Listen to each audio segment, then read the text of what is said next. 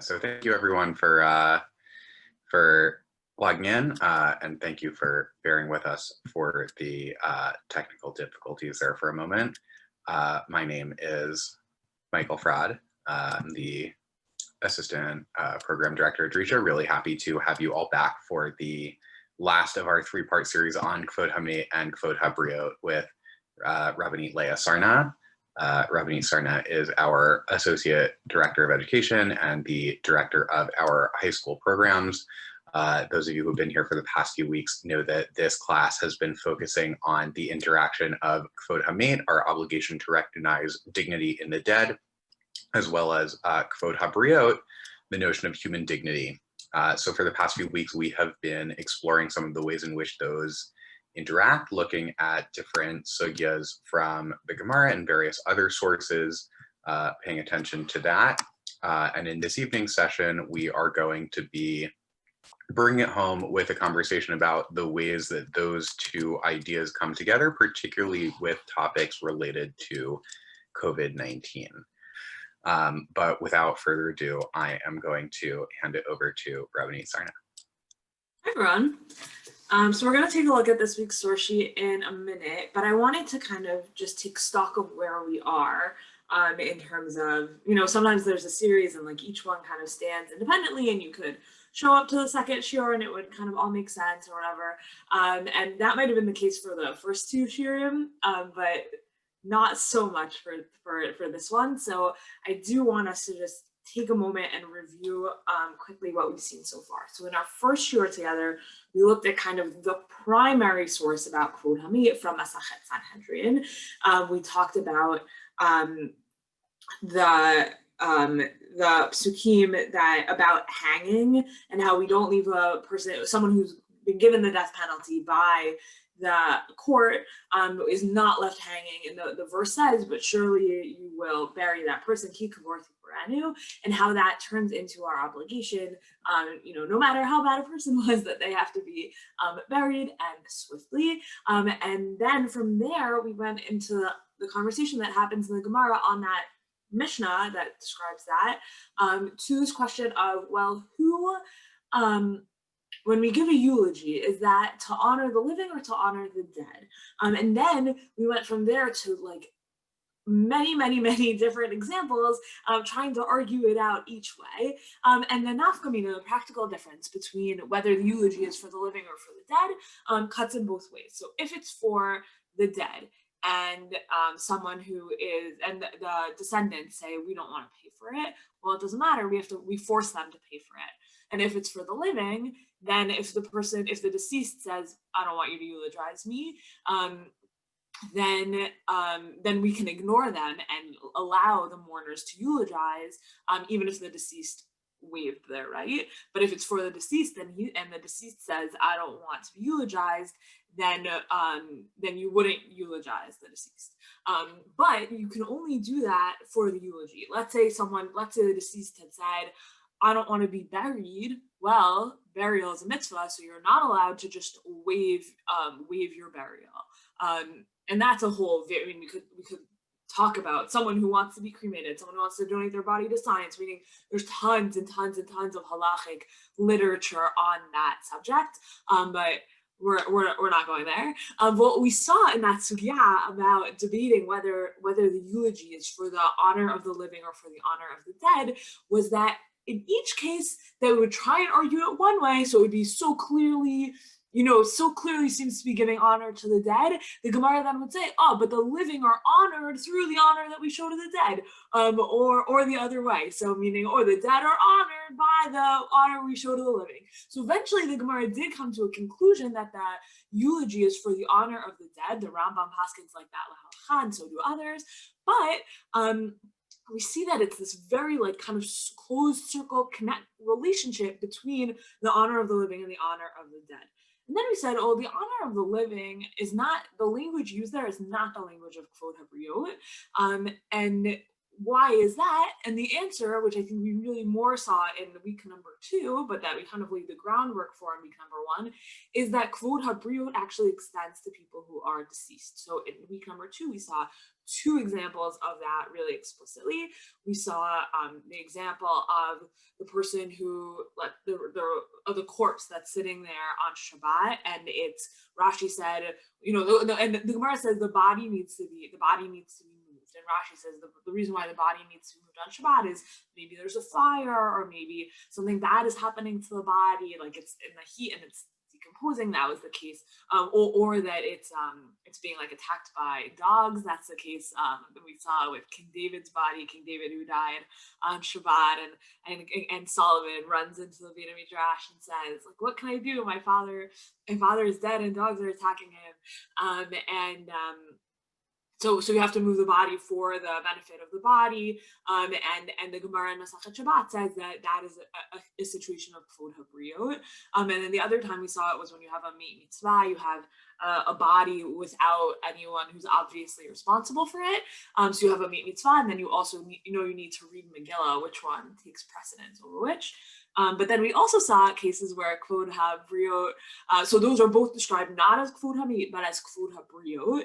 And then we also saw cases of Kevod Habriyot having to do with like that liminal space between alive and dead, where you have people, you have priests jumping over tombstones in order to greet kings. And we saw 2 cases also of Kevod Habriyot about mourners, where it was, first of all, people being able to not say Shema, push off Shema, or not say Shema potentially, or not say the Amidah, or push off the Amidah. The Gemara kind of goes back and forth about those, when they are giving comfort, when they're in the Shura and they're giving comfort to the mourners.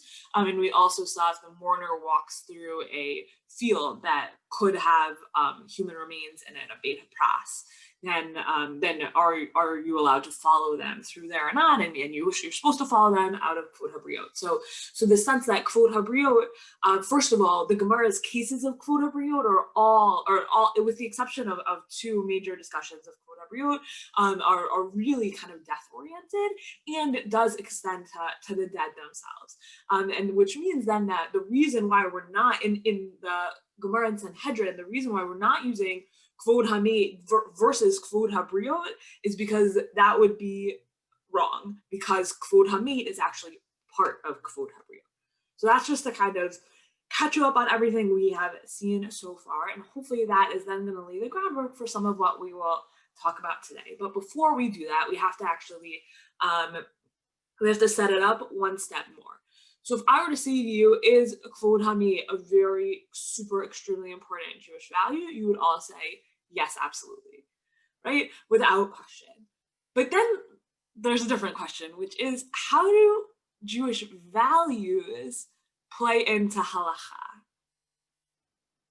And that's more complicated, right? Like, we can say all sorts of things are Jewish values, and some people like to scoff, like, oh, Jewish values, that's not a real thing. But like, meaning Derech Eretz is not like a made up, 21st century concept, or like Kadosh Baruch Hu Chasal Mamonav Shel Yisrael, that like God cares about the monetary well-being of Israel, and therefore like mitzvot shouldn't be too expensive. Like, these are they're kind of values laden concepts that weave their way through halacha from the beginning, or tikkun olam, right? Appears in Mishnayot and Gittin. Like, that's not, meaning it might be used a little bit differently now, but when we talk about a language of Jewish values, that's not like, I don't know, the Federation GA is going on right now, and that's a place where people love these like catchphrases for Jewish values, and often people like to say like, oh, the Federation's like made up these things, but like real Judaism is halacha, and it's like, well, I would say like halacha is also really important, but I wouldn't say like, oh, it's all nonsense made up by federations, So anyways, so Kevod Hamet, right, is we would say certainly a value, but then the question is, how do values kind of play into halacha?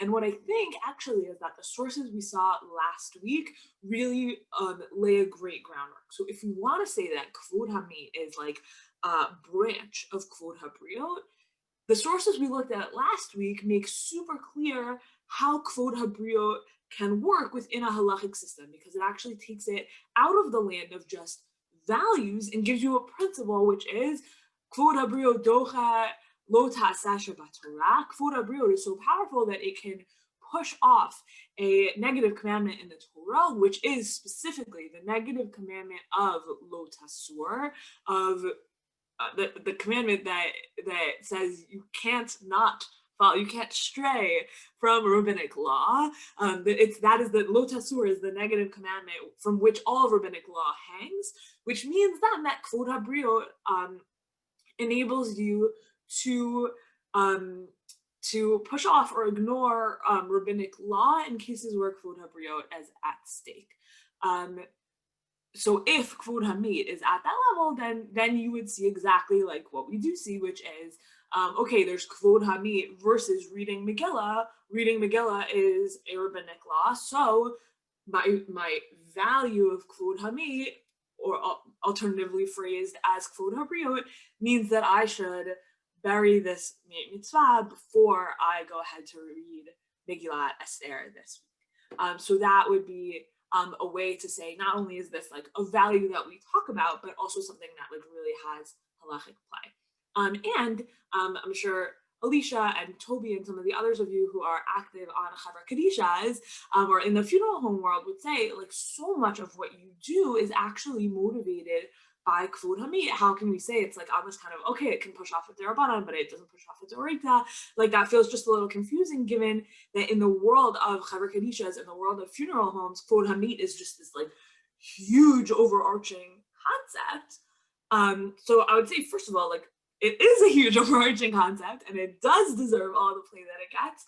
But two, an important thing to know is that when we're talking about Avelut and when we're talking about almost all of the activities of the Chevra Kadisha and almost all the activities of funeral homes, other than putting the body into the ground, we're barely even in the world of the Rabbanans, meaning there's a few mitzvot d'oraita that are involved, specifically putting the body into the ground. But other than and maybe keeping Kohanim away from the body, that's also a mitzvah in the Torah. But other than that, you're very much in the world of minhag and some zerabanans. And once you're in the world of minhag, then this question of like, well, what does Kevod Habriyot push off, or like what does Kevod Hamet push off or not? Well, okay, it's Kevod Habriyot, it has the power, the halachic power that Kevod Habriyot has.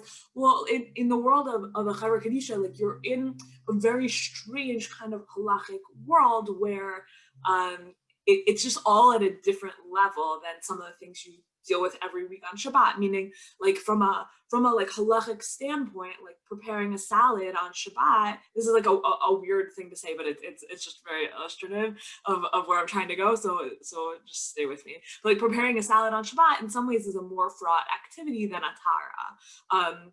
Which is, it's just like a totally bizarre like sentence, but I'll just explain it, which is to say that the salad on Shabbat, there are a lot of ways you can violate Torah level prohibitions while preparing a salad on Shabbat, whereas in doing a Tara, like if you do the left side first instead of the right side first or something like that, a lot of the specification, or you don't use exactly the right amount of water or things like that, you're very unlikely to come across a Torah level prohibition, whereas like in a salad, if you mush your avocado wrong, like that could be a Torah level prohibition. So that just like a funny thing, because we think of Avelut and Kvura as this huge like whole section that like if you were in rabbinical school you would spend like half a year studying, and you do, and it's complicated and it's important, and in our life cycle it's super important. But in the world of like how things stack up in like halachic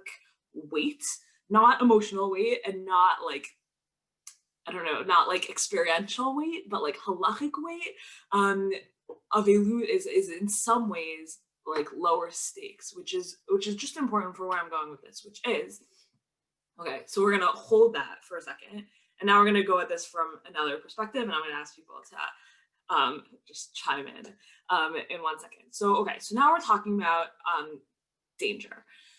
So what are the mitzvot or the varieties of things that are worth putting your life at risk for? What are the classic ones, mitzvot that you should put your life at risk in order to perform? or not perform in order to observe, let's say? What should you, if someone puts a gun to your head and says, do X or else I'll kill you, under what circumstances should you let them kill you?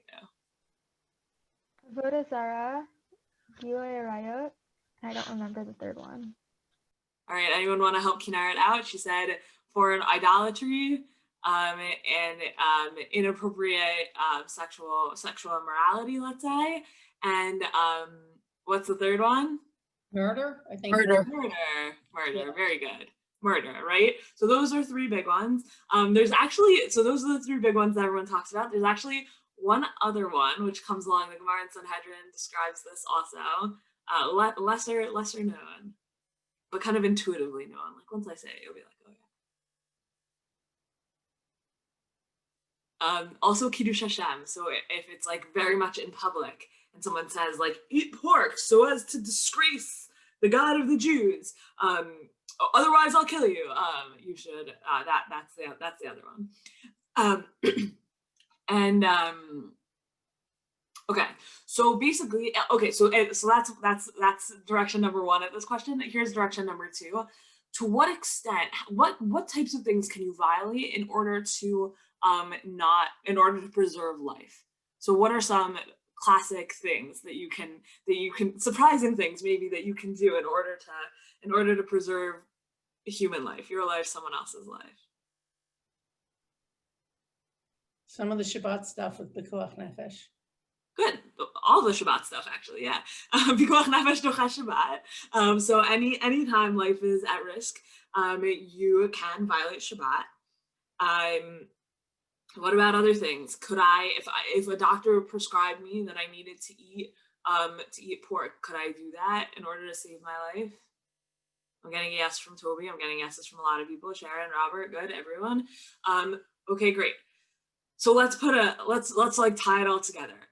If someone came to me and put their gun to my head and said, I'll kill you unless you embarrass Michael, should I embarrass Michael? Michael's giving me a yes. I should embarrass Michael. Bonnie is giving me a no. I should not embarrass Michael. Bonnie, why not? Sorry, I was on mute and talking at the same time. That's embarrassing. No, I did. It's that whole idea of kavod again. Do you know what I mean? And what the comfort zone is. So for me, it's instinctual as versus halachic in that sense. Okay, so your sense is dignity is so strong that that you would never be able to embarrass someone in public, even if your life were in danger. Intentionally, yes. Intentionally, yeah. I mean do it unintentionally, but hopefully not intentionally. Yeah. Sorry, Michael. Well, Michael was gonna sacrifice himself, so argue it the other way, Michael. I mean, I think it may depend on the context of what exactly it is to do it, but I just always think of there being very specific set categories, and that kind of beyond those categories that we just delineated, that everything else you can kind of find a way to make up afterwards if you need to, and that this isn't one of those categories. Right. So Bonnie, I want to say that your instinct is shared by the Gemara, but not to like the full real life extent. But the Gemara describes humiliation, halbanat panim, as being equivalent to murder. And it's such a beautiful Gemara. I hope that maybe we'll someday get a chance to learn it together, but today is not that day. But just like the pin on it is that, or like the point on it is that halbanat panim means whitening of the face. And making someone go pale. And what is it when you make someone go pale? All their blood comes out of their face. And so it's as if you killed them, like all the blood came out of their head. It's just like it's just a beautiful, it's like an amazing read on that. But also experientially, right? Like, it's just like, what do you mean? Like, the dignity of other people is so paramount to us. How would you ever like embarrass someone else or shame someone else or violate someone else's human dignity when your own life was at risk? And if you can't kill someone, in that situation. Why can you embarrass them if the Gemara is going to say that killing and embarrassing are so similar? But it doesn't actually like follow through all the way. But it is like a very yeah. I think your instinct is really shared in there. So yashar kochek for you on that. So what I wanted with this background, dignity is really important. Kevod Hamet is not only important, but then carries the same weight halachically, which is it can override potentially the Rabbanit, to the extent that, right, we would potentially, like the Shulchan Aruch records that people would bury on the second day of Yom Tov, things like that, because the dignity, because Kevod Hamet can and our obligations towards the dead can override the Rabbanit, but at the same time, it does not override our value of human life. So when we're talking about COVID, I brought guidelines from America and guidelines from Israel. That's what we're going to look at today. And then we have some other stuff if we get through all that, that I just wanted us to look at. They're both from April. So April is when case counts were extremely high, and we also didn't know very much. Toby, you'll be able to chat, or I don't know, a bunch of you are still on Chavras. You guys can chime in and say if what you're doing now is different than what was described in April. And I'd be interested to hear that. There hasn't been, I couldn't find so much, I couldn't find a ton of documentation since April by the same people, even though all the sites said like, we'll be updating this as things. But anyway, so I took something from the by Rabbi Zahn from the National Association of Chavras Kadisha, National Association of Chavra Kadishas or something, Chavras Kadisha, something like that, and by Rabbi Steinberg in Israel, who he's the author of, he's like the great medical halachic expert of our time. Basically, he wrote the encyclopedia of medical halacha, those like big red books, if you ever see them, and so he wrote guidelines in Israel, and they're actually quite different. But I was very taken by the language that they use, because what you're looking at is you're talking to a world of people who are funeral directors and people who are serving on chavras, for whom like Kevod Hamet is such a hugely motivating and overwhelming value that reaches to like every detail of what they do, and all of a sudden we're saying actually that value is going to take a back seat, which is just like a huge thing to say. And I hope we've kind of demonstrated in talking about, in comparing Kevod Hamet and Kevod Habriyot to Yaharig Val Yavor, like the rules that are meant to be that you're meant to die for, which are very limited, and everything else is Yavor Val Yaharig, meaning everything else is not in that category, and you should violate it instead of dying for it. And we're talking about an extremely deadly virus, that especially when these things are from, which is April, like we didn't even know the full extent of how deadly they were. And I think just like the language and the sensitivity with which these documents were crafted, like really struck out to me. So I'm going to share my screen, and we're going to do this. Okay, so this is the American one by Rabbi Yochanan Zahn, from April 7th. Okay, so I'll just read from the beginning. Among the many trying challenges we face in these dire times is the sorrow of isolation from one another, added to the deeper one of personal loss as we accompany those beloved to us to their resting places. Just as the current times demand that we now pray and study at home, the way to give honor to the dead during this pandemic is by staying home. That is what the niftar, departed, would have wanted, and what Jewish law, which warns us to be extremely careful to guard our health, demands of us. We therefore must not congregate at funeral homes, shuls, residences, or on city streets to pay our respects to the niftar and their families. I was very, very taken by his language. I'm just stopping to read for a second. That is what the niftar would have wanted. That to me felt very resonant of the Gemara in Sanhedrin, which would say anytime that, if it shows kavod for the living, then it was like, well, but it could be kavod for the dead because the dead get kavod from the living.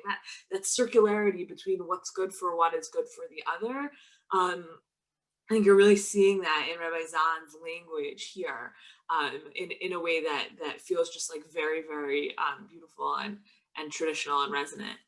And so in his argument for the protection of human life in these scary times, is actually in and of itself Kevod Hamet. So let's keep reading here, and we'll see more of that. He says, so while we honor the departed through proper Jewish burial, despite the challenges entailed, we must maintain a balance. We must remain sensitive and committed to serving our bereaved families as fully as possible, while working to ensure their health and safety, along with the health and safety of the funeral home and cemetery staff. But you can imagine that you would have families that would say, well, I'm going to stay home, but like the Chevra Kadisha and the funeral home better like do everything for my relative who is passed. So that's part of what he's trying to be sensitive to here and to raise sensitivity to, which is that with all of these people passing away quickly, especially in April, like that really poses a very big, significant challenge to someone in Alicia's position, for example, who has to figure out how to deal with that in a way that's respectful and safe. Has it gotten any better since April, Alicia? It has. I mean, my memory is a little bit hazy on exactly when, but there was a certain point where in Houston, we were not doing taharas. And part of it is just that like they didn't have enough PPE. Like they didn't have enough supplies. They just couldn't do it. And from what the funeral homes were telling me, when they had a niftar who had passed from COVID, they received the person in like a double body bag, and like they weren't opening it. Like they weren't doing tahara at all. And is that different now? I don't think well, I think they're still receiving them in a double body bag, but I think that they're still just sort of allowing. I think they are allowing tahara now. Toby might be able to speak a little bit more to that because she's a little bit more active on the Chevra side here. And the Chevra Kadisha that's in Houston, it's really kind of wonderful in that it's for the whole city. So it doesn't matter which community, like where on the observance spectrum you are. If you want tahara, like there's only one Chevra for the whole city. Wow. Toby, do you want to speak to that? Somehow they had written down that I wasn't going to do tahara the last few months, I think because of COVID. So I wasn't called for a long time. And I actually assumed that they were not doing any taharot. So I got called a couple of times. So now I've done in the last few weeks a couple of times, and she's been very specific. So she said, this is not a person who had COVID. So though that process has been exactly the same, there is a little bit of concern that the members of the Chevra Kadisha have to work very closely together. There's no way to maintain any kind of like a 6 foot or 2 foot kind of distance. But I think everyone's just figuring that the risk is low and they're wearing masks and stuff. As far as somebody who, if there was somebody who had COVID, I don't know what's being done. I know that Rabbi Zone had given some instructions about using bleach in the water and things like that, but I know there was still some concern about, you know, the specifics, the water splashing, being too close to body fluids. So I don't know what's been done now. That's interesting. Yeah, so there was I think, did I include it here? I'm trying to remember. I don't think so. I think I only have his guidelines for the funeral part of things here. But I did read that the instructions to include bleach, to not put the body in a mikvah if it is COVID positive. And Alicia, we're going to see some of what you're talking about, the description of body bags, particularly when we look at Rabbi Steinberg's instructions. I just wanted to look at one other piece of this, because the other piece is beyond just the tahara, even, you know, which because of the direct kind of contact with the body poses, like, especially for someone who is nifter of COVID, poses like a very kind of clear and direct risk. But the other risks involved are just gathering a minion of people to say Kaddish, gathering people to even cover, put dirt onto the grave, and can you pass a shovel from one person to another? So he suggests that actually everyone should just be, right, one shovel per person, no sharing of shovels. Shovels should be sanitized. Like, there's just kind of like so many details to think through. And in April, he was saying no more than 20 people should be present, including everyone, family, chevra, funeral directors, clergy. And in addition to that, comply with state and federal regulations, which in many states would not have even permitted 20 in April. Might have permitted 10. But April was before we fully understood that being outdoors was a little bit safer also. So that probably accounts for some of that too. And then I was in 2 funerals in Baltimore in September. With 2 different Ravs who handle things similarly but slightly different at the same cemetery and the same funeral home. Was crazy confluence. And what they did the first time, they asked everybody in advance. There's only 20 people by state law, blah blah blah, and they asked everybody to bring their own shovel. And at the second one, they gave everybody gloves at the graveside. You know what I mean? And then you use the glove, and then everybody could do kind of whatever they wanted, but they asked people to sort of limit their interactions, and they had a whole there was a whole line of where you could stand and not stand by the it was crazy, but they did figure out a way to make it happen outside. Yeah. Well, I think also by September we had an understanding that outside was a way to be a little bit safer. I wanted to just point out one other thing that he has here. Yeah. Oh, I did put in just a little bit from the Chevra guidelines at the bottom, but right. So we were talking about the crux of what we looked at in the Gemara and Sanhedrin was about eulogies. So I just wanted to bring in what he says about eulogies. All eulogies of the cemetery should be postponed until the current crisis has passed, when proper memorialization of the departed loved ones will be, Bezrat Hashem, be possible in the presence of all who wish to honor them. Modern technology offers many options for eulogies to be heard or viewed by many. So even though we would say normally that you can't just decide not to have a eulogy, that's that is kind of the provenance of the dead, and you can't just deprive them of it because it's inconvenient for you or you don't want to pay for it. But a eulogy being more time that we're spending in close proximity and that being dangerous means, okay, that is something that's now going to go, because as he lays out in the opening, because the dead are honored through our taking good precautions around COVID, and the dead are honored through the safety of the living. I have a question there about the Hespedim that he's speaking about.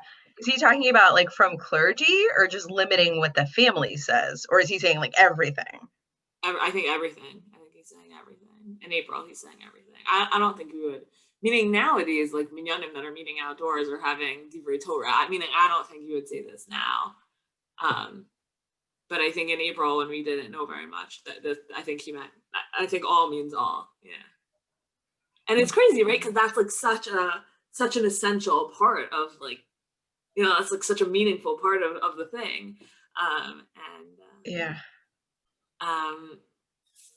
I wanted to read. He puts in he has, so those are guidelines for how you run a funeral, and then he has guidelines specifically for the Chaver Kadisha. I thought this note at the bottom was really amazing. Here he says, on a personal note, I must mention that these guidelines are very difficult for me to recommend and distribute. In so many ways, they contradict what I've taught for many years. However, the underlying basis of all we do is Torah's MS and Minhag Yisrael. Torah requires that we react to special times with special rules. It is a time to act for God because the Torah is being undone. I believe, and that therefore we act under different rules when it is an Eila Sot Hashem, when it is a time to act for God. I believe it is appropriate to feel pained that we are abbreviating procedures that give kavod to the mace, even though it has become necessary to do so. The feeling of distress on behalf of the mace is a form of kavod mace on its own. So this is, again, it's kind of the same interconnectedness that I've been saying about kavod mace being both about the well-being of the dead and about the experience of the living, all being kind of connected to kavod mace. And I think this is also again a really beautiful articulation of that when you have regret over not being able to give the full kavod mace, not being able to do a fully normal tara, not being able to do a fully normal funeral, that emotional experience is is in some ways making up for what's lost, because that emotional reaction is an act of Kevod Hamet on its own. He says, moreover, perhaps the pain will reduce the possibility that these temporary changes will decrease our sensitivity to the holy work we are privileged to perform. Meaning, it's a pretty amazing idea. The pain we feel for not doing it means that we won't get used to doing it this way. It means that when we have regrets and when we feel awkward and sad and kind of like, but the mate is due, the deceased is due a certain treatment and they're not getting it, and that feels wrong. He's saying that feeling is actually a good thing, because like, let's not get used to this and let's go back to, and let's hope and pray for a time, soon in our days when we'll be able to go back to a fully normal Tara practice. So this is from, what did I say, April 7th. This is probably from around the same time. I only got it by email on April 28th, and I couldn't find it with more of a date than the date that the distribution came out. He's in Israel, and there were pictures of this from hospitals in Israel. Like, they really did not have the capability to deal with how many dead there were at that time. And you would see pictures of like hospitals just with like, it was awful, like stacks of bodies and double wrapped in body bags, as Alicia was describing. So here's how he starts out. We're not going to read this whole thing, but he says, "Bigla chashash." So out of fear, because of the spread of the disease, and how easy it is to contract it,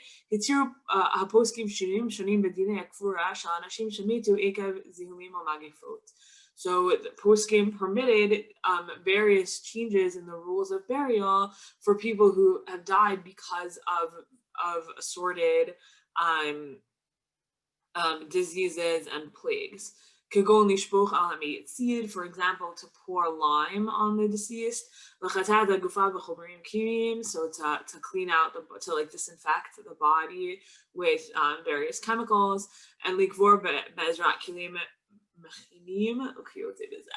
to bury with with mechanical tools, etc. So meaning what he's saying, and I brought you his footnotes. We're not going to look at everything that he brings in the footnote, but we're going to look at this tshuva of the Shvu Yaakov actually, where he's saying, like, first of all, this is not the first time that the Jewish people have had people die from a plague, and have had a sense that when someone dies from a plague, it's actually it's a stressful situation, because the whole death has to be organized differently.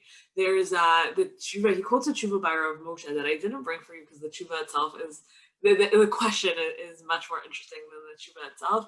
It's a woman who wasn't really a member of a community, who died from cholera during a cholera epidemic, and because she wasn't, and she needed to be buried immediately. Like, something about cholera meant that they needed to do the burial immediately, and that meant that I think she needed to be buried either on Shabbat or Yom Tov, I don't fully remember. And the Chevra Kadisha didn't want to do it. And so he had a whole back and forth about whether the Chevra Kadisha needed to do it, or whether really the obligation was equally on anybody. And therefore the Chevra Kadisha didn't need to actually step up and care for this body. So that part of it was not so interesting. But this idea that it's a cholera epidemic, and that means that burial has to be different. That kind of just stood out as this is not the first time the Jewish, unfortunately, this is not the first time there's been a plague where Jews have lived, and some of the writing about cholera epidemics, meaning, is sort of assumes that they happen all the time, and how quickly will it be over? Well, there's, and the truth is, my grandparents remember that every summer you were afraid of getting polio before the polio vaccine.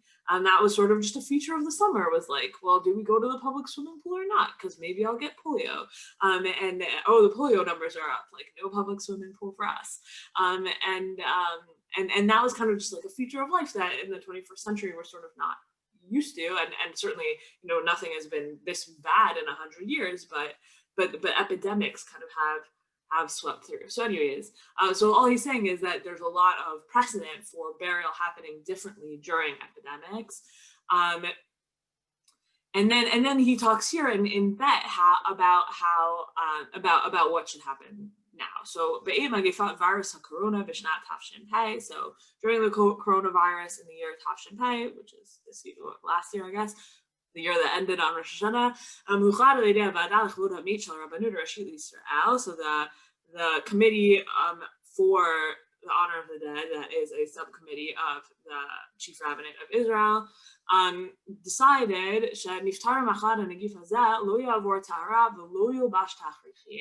that anyone who died from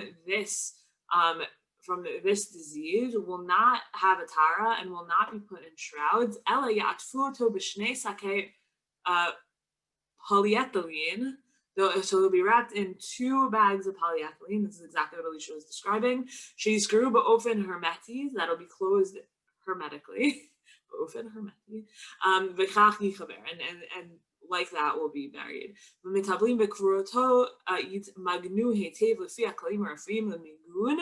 So anyone who's taking care of the burial is going to be using PPE from out of fear from contracting this virus. What he says here in 161 is actually that Rav Schachter in America thought that those bags at the last moment, as the body's just being put into the coffin, actually need to be cut open, and that was a difference between. It sounds like from what Alicia was saying, not everyone in America was doing that, and certainly you can rely on Rav Steinberg and the Rabbanit Rashid of Israel, but certainly there were some in America who were following Rav Schachter and opening those bags, because his sense was that there's actually that the prohibition on enabling the, meaning when you bury in 2 polyethylene and hermetically sealed bags, the body is going to decompose much more slowly than it would otherwise, and that his sense was that that was problematic. But clearly the Chief Rabbanit of Israel did not agree. And then it goes on to say the Chief Rabbanit put out all sorts of very specific instructions about how to do that, how to wrap the body in these hermetically sealed bags, and then to bring the body to burial without tahara and without shrouds. And then they decided later, so then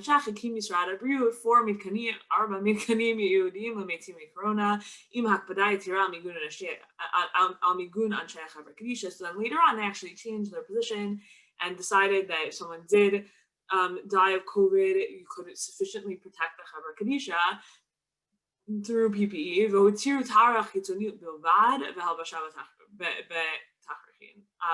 And so they actually then did permit a partial tara, so just on the outside of the body, and dressing in shrouds. And here's where he says, so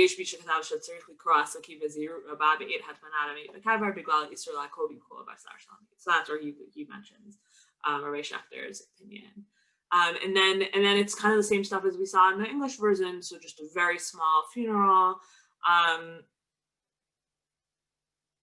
And then kind of what do you do if you know someone died not of COVID? So that's kind of what Toby's been dealing with, where okay, so if you know for sure they haven't died of COVID, well, you still have to be concerned for other members of the Chaver Kadisha. So he says, like, that's still, like, it's not just like, oh, they didn't die of COVID, everything's back to normal. It's not everything back to normal, because the world, unfortunately, is not back to normal, and so we still have to still take precautions. And then he also says, if the body count is getting too high and there's concern wherever you are that they'll start to cremate the bodies because there's just not space for them, then you can have a non-Jew do a burial of a Jew on Shabbat. And on Yom Tov, Yom Tov Rishon, Yesh Misha K'tav Shabbat HaMagifa, HaKasha Azal, Mutar Likvor Amid B'Yom Tov Kedina de Gemara. So the Gemara actually permits burying on Yom Tov, even though that hasn't happened in a very long time. And so he says, yeah, like we could even do that if it's necessary, and definitely if it's like within the permitted travel distance on Shabbat, within Tchum Shabbat or Yom Tov Sheni, even outside of that distance, as long as they go by foot, and they don't go in a car.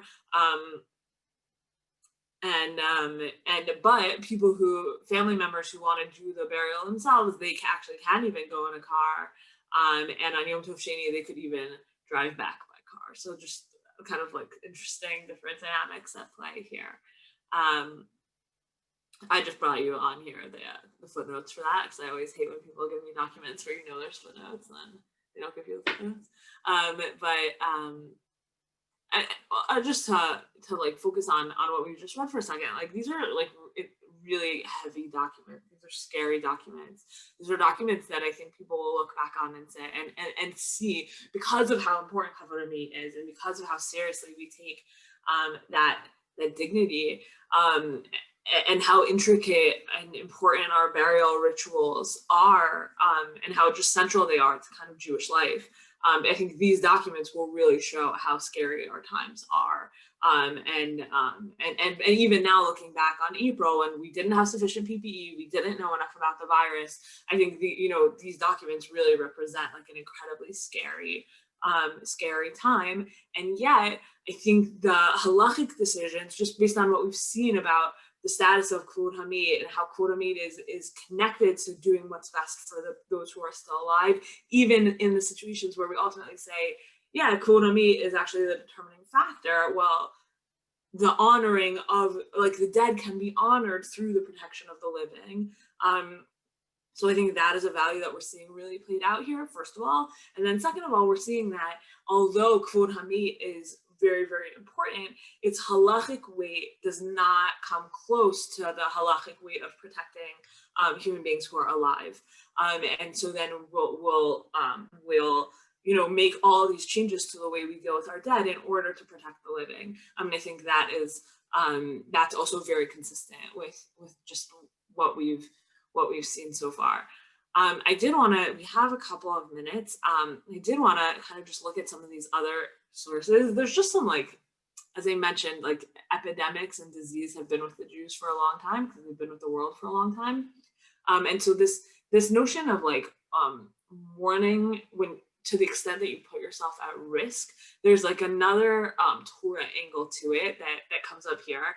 So in Devarim, we have this pasuk, your children of the Lord your God, you should not gash yourselves or shave the front of your heads because of the dead. And the Pnei Halacha, who Rav Malamed, he's still alive, he lives in Har Bracha, and in Israel, says, he writes on this,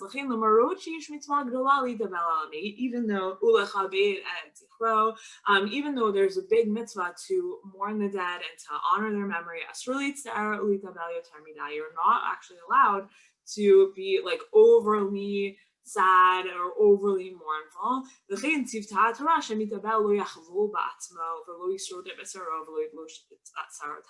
Therefore, the Torah commands that the person who is mourning is not allowed to damage himself. He's not allowed to scrape his flesh. He's not allowed to pull out his hair.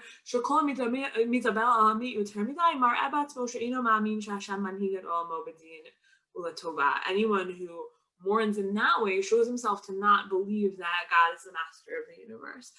So there's also the sense that, like, the Torah already has the sense that mourning can put you in danger, even just the mourning itself, like not in a world of pandemic. And the Torah is sensitive to the danger there. Sorry, I should have done this from the beginning. The Torah is sensitive to that danger and says, like, of course, to mourn, it's human to mourn, you have to mourn, and it's important and it's part of the honoring the memory of the dead, but like there's a line, and that line is harm, it's self-harm, and you have to not go there. And then, so I just wanted to bring out another thing, which is the Maharil is quote. So the Maharil is lives in Germany in the 1400s, and he is quoting a tshuva that everyone just quotes this in his name. So I could not find the tshuva that he is quoting. I don't have like a footnoted version of the Maharil in my library, but if someone has one and knows what he's quoting, I'd be so interested to hear. So he says, "Nimtza b'tshuva," I found in a tshuva, there's actually, he says, you don't need to, and it's a ritcha means like boiling, you don't need to mourn in a time of boiling, but what that gets interpreted to be is in a time of danger, and specifically in a time of plague. And he says, and this is what they do in Lombardy. And so you have here not just, oh, we do it differently, or we curtail it, or we have a shiva over Zoom, or whatever. The Maharil is actually saying, yeah, like when the world is dangerous, Avilut actually just kind of goes out the window. And this gets brought down the halacha by the Ramah.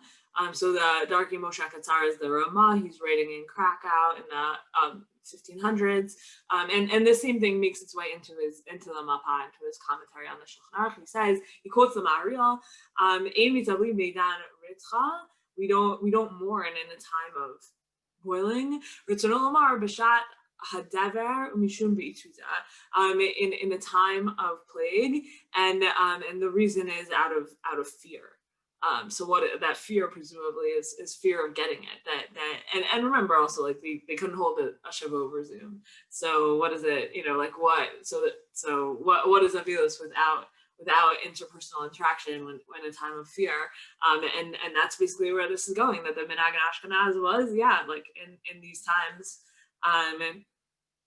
We don't do it. And here you have, even in Sfarad, so here you have the Rav Palim is the Ben Ish Chai writing in Baghdad in the 1800s, and he says, "B'cholia cholera lo nitzavlu." In times of cholera, in the cholera pandemic, they didn't do Avilos. Like Avilut just didn't happen. But he says, if it passes within 30 days, so then that's the question. So the question he's going to write his tshuva about is meaning there's sometimes where like, your Avilos didn't start right away. So if it was in Shloshim, do you then like sit Shiva if the epidemic ends within your Shloshim, do you start your Shiva with the end of the epidemic? So then he goes on to kind of talk about that.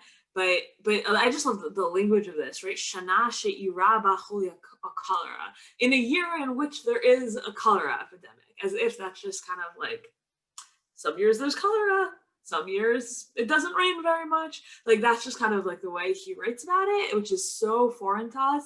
But like in our situation, like these things were not so foreign.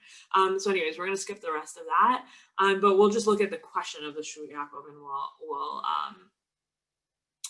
and we will, I think, end there, maybe we'll look at the question of the Rashba's Shul also.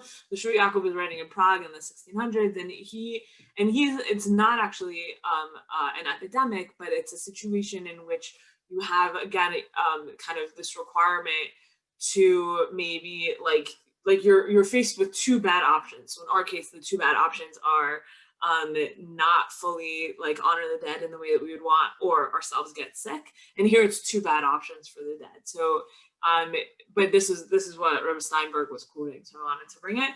So he says, in this year, whatever, Shetzivu Asrara, so that the local government, that